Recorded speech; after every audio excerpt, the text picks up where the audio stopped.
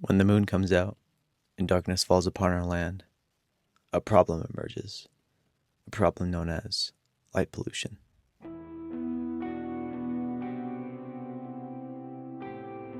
Light pollution, Light pollution, direct lighting goes into your neighbor's bedroom windows. we've seen light pollution rising exponentially now. This does have consequences. It is a form of pollution. That's why we're seeing increases in cancer. Light pollution.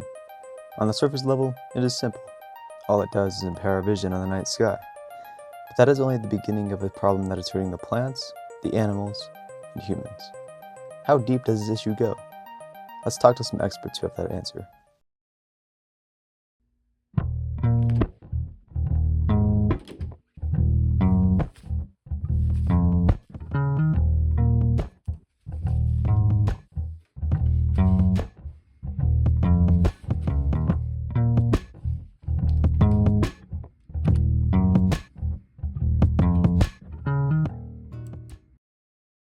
Yeah, 50 years ago, light pollution wasn't really a problem at all. You could probably see the stars almost everywhere, but as there's been more population, more development, light pollution has been increasing pretty much exponentially. And really what happened was, in the last 10 or 20 years with the LEDs coming out, what this has done is allowed humans to have so powerful lights using such little energy. And so, we've seen light pollution rising exponentially now that LEDs are on the scene. Something that is so helpful is causing more harm than it should. Why is that? Why has this become an issue as big as it is? Light pollution is not really part of the common parlance. I don't think that most people are familiar with the term, and I think just getting that basic awareness out there of the fact that this does have consequences. It is a form of pollution. It is something that affects our quality of life. It affects public health, and it has catastrophic impacts on the natural environment. And also plants, are impacted from light, because a lot of times they're using sun and they have a light dark cycle, and that's telling them when to put out their leaves and flower and all those things. So if you're shining artificial light all the time, they're not getting the same clues, and they'll drop their leaves a couple weeks later or something. Plants. At the very bottom of the food chain, but controls the entire ecosystem. Providing habitats and food, they are stopped by light. But this is only the beginning. For example, pollinators, they're insects, think of moths. So they're not just active during the day. There's actually a lot of nocturnal pollinators, nocturnal moths that fly around at night and are pollinating, plants. When you see a light and you see all those insects flying around in a circle around that bright light, that is not good for the insects. A lot of people think the insects are attracted to the light.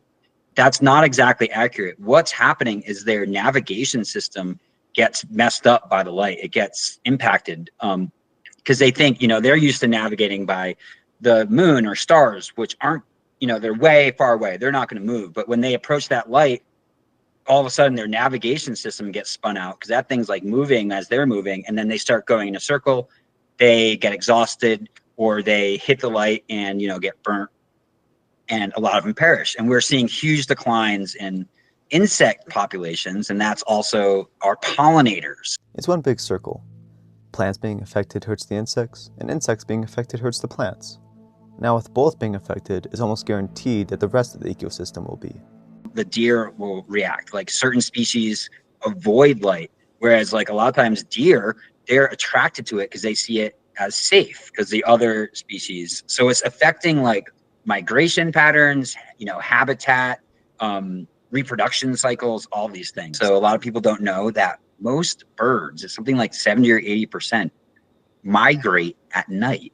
Okay. And it's a lot of the little songbirds. It's not like the big hawks and stuff. It's these little tiny birds that are traveling thousands of miles through the night to migrate, and what happens is they'll fly over a city or some bright lights, it'll kind of like draw them in. They'll for whatever reason, they're not exactly sure why they're so attracted, but they'll get drawn into the cities. They'll get drawn in. They'll kind of do the same thing. It'll mess with their navigation. They'll start circling. They'll get exhausted.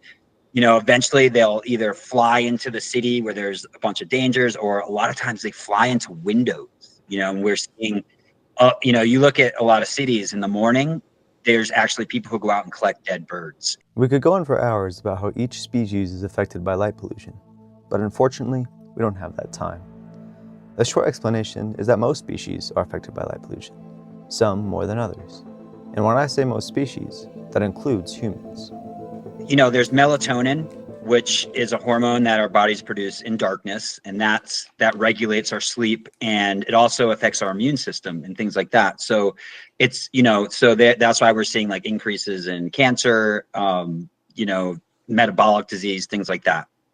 It's because the melatonin. But there's also like some other non-visual. We have non-visual photoreceptors like in our skin. So even like if our skin is exposed to artificial light, we're still getting an impact, and that's still having a biological impact on our body, even if it's not getting into our eyes. This does not make households and communities safer. If anything, it's a safety nuisance. When you're creating night blindness, you're like interfering with people's ability to see other. That direct lighting, you can't see if there's a person located between you and one of these light fixtures. That the glare makes it very difficult to see what is going on. Does this person have his hands in his pockets? You can't see people's faces. You, in a lot of cases, like it impedes people's ability to see the road because lights have become so intense. Since at least the early 2000s, a lot of studies have been coming out linking light pollution to increased breast cancer risk. And also the risk of prostate cancer, diabetes, obesity, low birth weight, and other chronic illnesses. And the reason for that is basically melatonin suppression. So if you have a lot of exposure to artificial light at night, especially blue spectrum light, then that suppresses melatonin. The pain and effects being thrown upon us by light pollution is nearly unavoidable. But what if it wasn't? What if there was something we could do to prevent this issue? What could that possibly be? In lighting, we measure color temperature with Kelvin, and the kind of like amber color light, if you think about like Edison lights or candlelight or those like warmer amber colored lights, those are warm lights, and if you think about like an LED display screen or a like pair of like Tesla headlights, those are really cool like color. That's blue spectrum light, and that light on the blue end of the spectrum is what has the most environmental and public health impact. And so the American Medical Association recommends capping streetlights at 3000 Kelvin, for instance, then also shielding light fixtures properly so they're directed downward.